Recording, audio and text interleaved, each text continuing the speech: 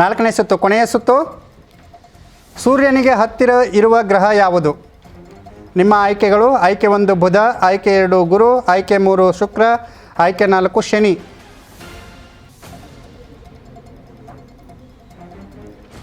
ಸೂರ್ಯನಿಗೆ ಹತ್ತಿರ ಇರುವ ಗ್ರಹ ಯಾವುದು? ಆಯ್ಕೆ 1 ಬುಧ, ಆಯ್ಕೆ 2 ಗುರು, ಆಯ್ಕೆ 3 ಶುಕ್ರ, ಆಯ್ಕೆ 4 ಶನಿ. ಆಯ್ಕೆ 1 ಬುಧ. ಸೂರ್ಯನಿಗೆ ಹತ್ತಿರ ಇರುವ ಗ್ರಹ ಬುಧ.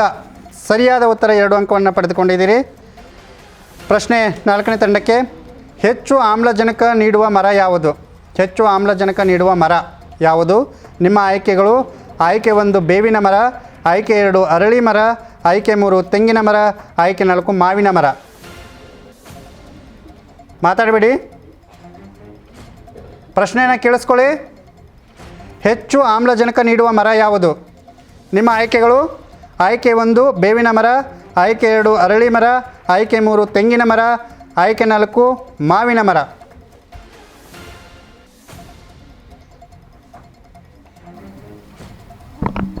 ಆಯ್ಕೆ 1 ಬೇವಿನ ಮರ. ಹೆಚ್ಚು ಆಮ್ಲಜನಕ ನೀಡುವ ಮರ ಬೇವಿನ ಮರ. ತಪ್ಪಾದ ಉತ್ತರ. ಪ್ರಶ್ನೆಯನ್ನು ಪಾಸ್ ಮಾಡ್ತೀನಿ. ಹೆಚ್ಚು ಆಮ್ಲಜನಕ ನೀಡುವ ಮರ ಯಾವುದು? ನಿಮ್ಮ ಆಯ್ಕೆಗಳು: ಆಯ್ಕೆ 1 ಬೇವಿನ ಮರ, ಆಯ್ಕೆ 2 ಅರಳಿ ಮರ, ಆಯ್ಕೆ 3 ತೆಂಗಿನ ಮರ, ಆಯ್ಕೆ 4 ಮಾವಿನ ಮರ. ಆಯ್ಕೆ 2 ಅರಳಿ ಮರ. ಹೆಚ್ಚು ಆಮ್ಲಜನಕ ನೀಡುವ ಮರ ಅರಳಿ ಮರ. ಸರಿಯಾದ ಉತ್ತರ. 1 ಅಂಕವನ್ನು ಪಡೆದುಕೊಂಡಿದ್ದೀರಿ. ನಿಮಗೆ ಪ್ರಶ್ನೆ: ಭಾರತದಲ್ಲಿ ಅತಿ ಹೆಚ್ಚು ಭತ್ತ ಉತ್ಪಾದಿಸುವ ರಾಜ್ಯ ಯಾವುದು? ನಿಮ್ಮ ಆಯ್ಕೆಗಳು: ಆಯ್ಕೆ 1 ಪಶ್ಚಿಮ ಬಂಗಾಳ, ಆಯ್ಕೆ 2 ಪಂಜಾಬ್, ಆಯ್ಕೆ 3 ರಾಜಸ್ಥಾನ, ಆಯ್ಕೆ 4 ಕರ್ನಾಟಕ. ಭಾರತದಲ್ಲಿ ಅತಿ ಹೆಚ್ಚು ಭತ್ತ ಉತ್ಪಾದಿಸುವ ರಾಜ್ಯ. ಯೋಚನೆ ಮಾಡಿ ಉತ್ತರವನ್ನು ಹೇಳಿ. ನಿಮ್ಮ ಆಯ್ಕೆಗಳು: 1 ಪಶ್ಚಿಮ ಬಂಗಾಳ, ಪಂಜಾಬ, ರಾಜಸ್ಥಾನ, ಕರ್ನಾಟಕ. ಆಯ್ಕೆ 1 ಪಶ್ಚಿಮ ಬಂಗಾಳ.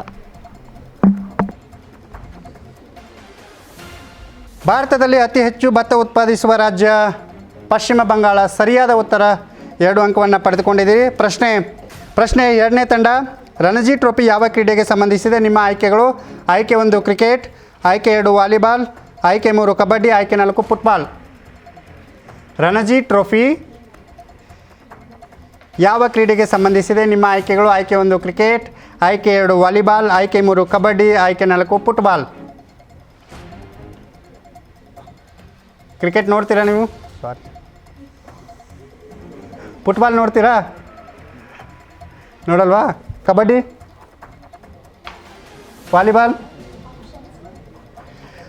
ರಣಜಿ ಟ್ರೋಫಿ ಯಾವ ಕ್ರೀಡೆಗೆ ಸಂಬಂಧಿಸಿದೆ? ನಿಮ್ಮ ಆಯ್ಕೆಗಳು: ಆಯ್ಕೆ 1 ಕ್ರಿಕೆಟ್, ಆಯ್ಕೆ 2 ವಾಲಿಬಾಲ್, ಆಯ್ಕೆ 3 ಕಬಡ್ಡಿ, ಆಯ್ಕೆ 4 ಫುಟ್ಬಾಲ್.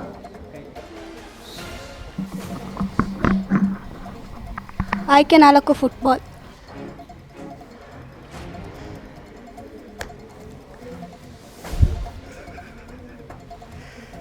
ರಣಜಿ ಟ್ರೋಫಿ ಫುಟ್ಬಾಲ್ ಕ್ರೀಡೆಗೆ ಸಂಬಂಧಿಸಿದೆ.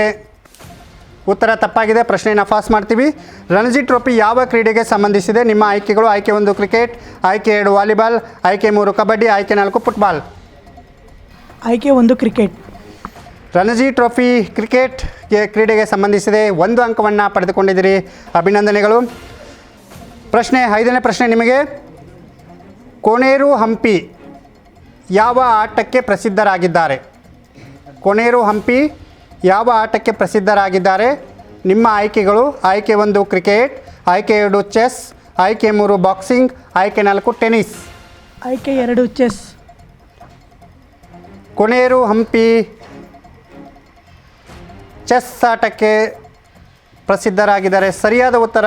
2 ಅಂಕವನ್ನು ಪಡೆದುಕೊಂಡಿದ್ದೀರಿ. ಅಭಿನಂದನೆಗಳು. ಪ್ರಶ್ನೆ 4ನೇ ತಂಡಕ್ಕೆ: ಯಕ್ಷಗಾನ ಕಲೆಗೆ ಹೆಸರುವಾಸಿಯಾದ ಜಿಲ್ಲೆ ಯಾವುದು? ಯಕ್ಷಗಾನ ಕಲೆಗೆ ಹೆಸರುವಾಸಿಯಾದ ಜಿಲ್ಲೆ ಯಾವುದು? ನಿಮ್ಮ ಆಯ್ಕೆಗಳು: ಆಯ್ಕೆ 1 ದಕ್ಷಿಣ ಕನ್ನಡ, ಆಯ್ಕೆ 2 ಬಿಜಾಪುರ, ಆಯ್ಕೆ 3 ರಾಯಚೂರು, ಆಯ್ಕೆ 4 ಉತ್ತರ ಕನ್ನಡ.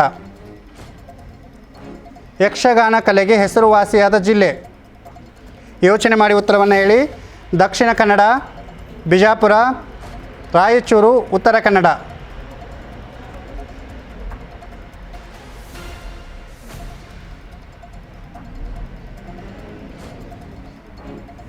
ಯಕ್ಷಗಾನ ನೋಡಿದ್ದೀರಲ್ಲ?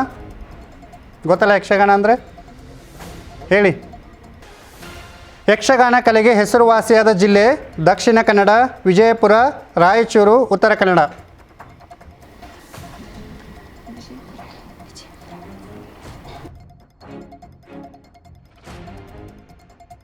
ವಿಜಯಪುರ. ಯಕ್ಷಗಾನ ಕಲೆಗೆ ಹೆಸರುವಾಸಿಯಾದ ಜಿಲ್ಲೆ ವಿಜಯಪುರ. ಉತ್ತರ ತಪ್ಪಾಗಿದೆ. ಪ್ರಶ್ನೆಯನ್ನು 1ನೇ ತಂಡಕ್ಕೆ ಪಾಸ್ ಮಾಡ್ತೀವಿ. ಯಕ್ಷಗಾನ ಕಲೆಗೆ ಹೆಸರುವಾಸಿಯಾದ ಜಿಲ್ಲೆ ಯಾವುದು? ನಿಮ್ಮ ಆಯ್ಕೆಗಳು: ಆಯ್ಕೆ 1 ದಕ್ಷಿಣ ಕನ್ನಡ, ಆಯ್ಕೆ 2 ವಿಜಯಪುರ, ಆಯ್ಕೆ 3 ರಾಯಚೂರು, ಆಯ್ಕೆ 4 ಉತ್ತರ ಕನ್ನಡ. ಆಯ್ಕೆ 1 ದಕ್ಷಿಣ ಕನ್ನಡ. ಯಕ್ಷಗಾನ ಕಲೆಗೆ ಹೆಸರುವಾಸಿಯಾದ ಜಿಲ್ಲೆ ದಕ್ಷಿಣ ಕನ್ನಡ. ಸರಿಯಾದ ಉತ್ತರ. 1 ಅಂಕವನ್ನು ಪಡೆದುಕೊಂಡಿದ್ದೀರಿ. ಪ್ರಶ್ನೆ ನಿಮಗೆ: ಸಾಲು ಮರದ ತಿಮ್ಮಕ್ಕ ಯಾವುದಕ್ಕೆ ಪ್ರಸಿದ್ಧಿ? ನಿಮ್ಮ ಆಯ್ಕೆಗಳು: ಆಯ್ಕೆ 1 ಹೆಚ್ಚು ಮಕ್ಕಳನ್ನು ಸಾಕಿದ ತಾಯಿ, ಆಯ್ಕೆ 2 ಇವರು ಒಬ್ಬ ಪತ್ರಕರ್ತೆ, ಆಯ್ಕೆ 3 ಹೆಚ್ಚು ಸಸಿಗಳನ್ನು ನೆಟ್ಟ ತಾಯಿ, ಆಯ್ಕೆ 4 ನಾಟಿ ವೈದ್ಯೆ. ಆಪ್ಷನ್ ಸಿ, ಹೆಚ್ಚು ಸಸಿಗಳನ್ನು ನೆಟ್ಟವರು. ಸರಿಯಾದ ಉತ್ತರ. 2 ಅಂಕವನ್ನು ಪಡೆದುಕೊಂಡಿದ್ದೀರಿ. ಗೇಟ್ವೇ ಆಫ್ ಇಂಡಿಯಾ ಎಲ್ಲಿದೆ? ಗೇಟ್ವೇ ಆಫ್ ಇಂಡಿಯಾ ಎಲ್ಲಿದೆ? ನಿಮ್ಮ ಆಯ್ಕೆಗಳು: ಆಯ್ಕೆ 1 ಮುಂಬೈ, ಆಯ್ಕೆ 2 ಚಿತ್ರದುರ್ಗ, ಆಯ್ಕೆ 3 ಒರಿಸ್ಸಾ, ಆಯ್ಕೆ 4 ಗುಜರಾತ್.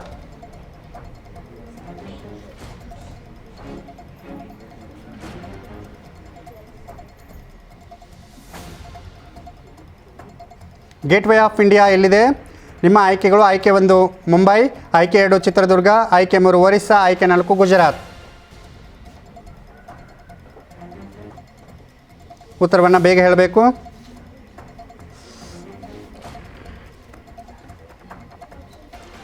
ಮುಂಬೈ, ಚಿತ್ರದುರ್ಗ, ಒರಿಸ್ಸಾ, ಗುಜರಾತ್.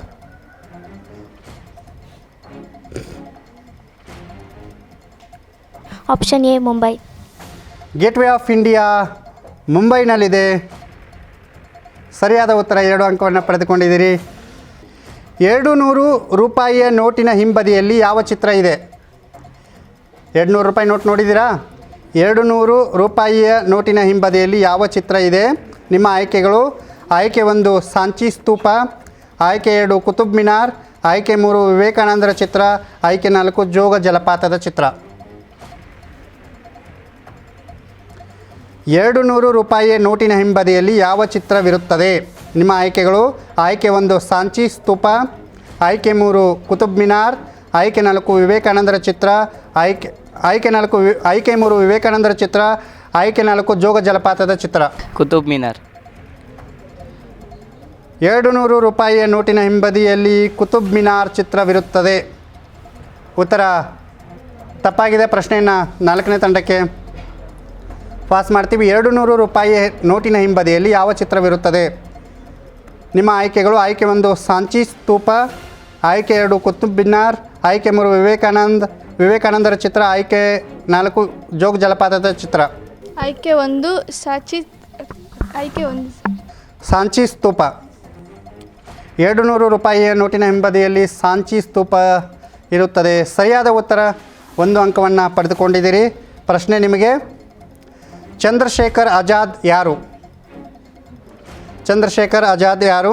ನಿಮ್ಮ ಆಯ್ಕೆಗಳು: ಆಯ್ಕೆ 1 ಸ್ವತಂತ್ರ ಹೋರಾಟಗಾರರು, ಆಯ್ಕೆ 2 ರಾಜಕೀಯ ಚಿಂತಕ, ಆಯ್ಕೆ 3 ಪ್ರಸಿದ್ಧ ಉದ್ಯಮಿ, ಆಯ್ಕೆ 4 ವಿಮಾನವನ್ನು ಕಂಡುಹಿಡಿದವರು. ಚಂದ್ರಶೇಖರ್ ಆಜಾದ್ ಯಾರು? ನಿಮ್ಮ ಆಯ್ಕೆಗಳು: ಆಯ್ಕೆ 1 ಸ್ವಾತಂತ್ರ್ಯ ಹೋರಾಟಗಾರರು, ಆಯ್ಕೆ 2 ರಾಜಕೀಯ ಚಿಂತಕ, ಆಯ್ಕೆ 3 ಪ್ರಸಿದ್ಧ ಉದ್ಯಮಿ, ಆಯ್ಕೆ 4 ವಿಮಾನವನ್ನು ಕಂಡುಹಿಡಿದವರು.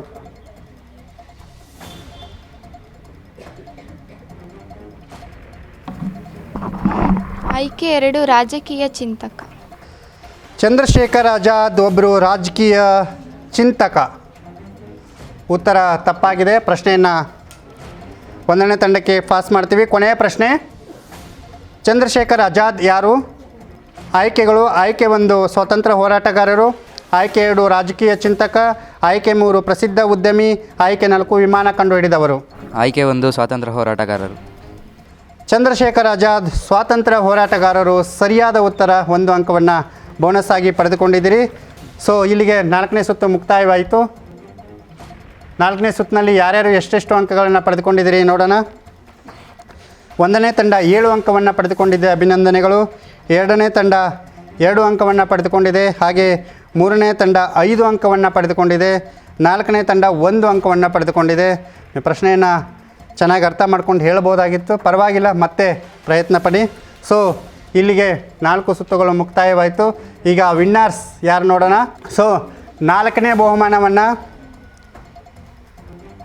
4ನೇ ತಂಡ ಪಡ್ಕೊಂಡಿದೆ. ಅಭಿನಂದನೆಗಳು, ನಿಮಗೂ ಕೂಡ ಬಹುಮಾನ ಇರುತ್ತೆ.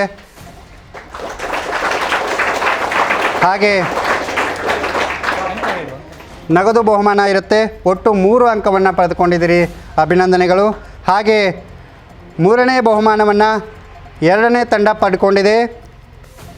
13 ಅಂಕಗಳನ್ನು ಪಡೆದುಕೊಂಡಿದ್ದೀರಿ. ನಿಮಗೂ ಕೂಡ ನಗದು ಬಹುಮಾನ ಮತ್ತು ಅಭಿನಂದನಾ ಪತ್ರ ಕೂಡ ಇರುತ್ತೆ. 2ನೇ ಬಹುಮಾನವನ್ನು 3ನೇ ತಂಡ ಪಡ್ಕೊಂಡಿದೆ, ಅಭಿನಂದನೆಗಳು ತಮಗೆ. ಹಾಗೆ 16 ಅಂಕವನ್ನು ಪಡೆದುಕೊಂಡಿದ್ದೀರಿ. ಹಾಗೆ ಮೊದಲ ಬಹುಮಾನವನ್ನು 25 ಅಂಕಗಳನ್ನು ಪಡೆದುಕೊಳ್ಳೋದ್ರ ಮೂಲಕ ಮೊದಲ ಬಹುಮಾನವನ್ನು ಪಡೆದುಕೊಂಡಿದ್ದೀರಿ, ಅಭಿನಂದನೆಗಳು.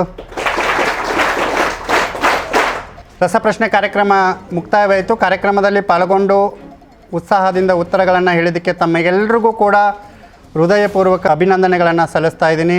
ಸೊ ಇದೇ ರೀತಿ ಉತ್ತರವನ್ನು ಹೇಳ್ತಾ ಇರಿ, ಬಹುಮಾನವನ್ನು ಗೆಲ್ತಾ ಇದ್ರಿ ಅಂತ ಕಾರ್ಯಕ್ರಮಕ್ಕೆ ಪಾಲ್ಗೊಂಡಿದ್ದಕ್ಕೆ ತಮಗೆಲ್ಲರಿಗೂ ಕೂಡ ಅಭಿನಂದನೆಗಳು. ಸೊ ಸ್ನೇಹಿತರೆ, ಇವತ್ತಿನ ಕಾರ್ಯಕ್ರಮದಲ್ಲಿ ಹುಲ್ಲೇಗೌಡನಹಳ್ಳಿ ಸರ್ಕಾರಿ ಶಾಲೆಯ ಮಕ್ಕಳು ಅತ್ಯುತ್ತಮವಾಗಿ ಉತ್ತರಗಳನ್ನು ಹೇಳುವ ಮೂಲಕ ಅನೇಕ ಬಹುಮಾನವನ್ನು ಗಳಿಸಿದ್ದಾರೆ. ಅವರಿಗೆ ಹೃದಯಪೂರ್ವಕ ಅಭಿನಂದನೆಗಳು. ಜೊತೆಗೆ ಮುಂದಿನ ಸಂಚಿಕೆಯಲ್ಲಿ ಮತ್ತೊಂದು ಸರ್ಕಾರಿ ಪ್ರೌಢಶಾಲೆಯ ಜೊತೆಗೆ ನಾನು ನಿಮ್ಮನ್ನು ಭೇಟಿ ಮಾಡ್ತೀನಿ. ಅಲ್ಲಿವರೆಗೂ ನೋಡ್ತಾ ಇರಿ ಜನಶಕ್ತಿ ನ್ಯೂಸ್, ಇದು ನಂಬಿಕೆಯ ವಾಸ್ತವ ರೂಪ.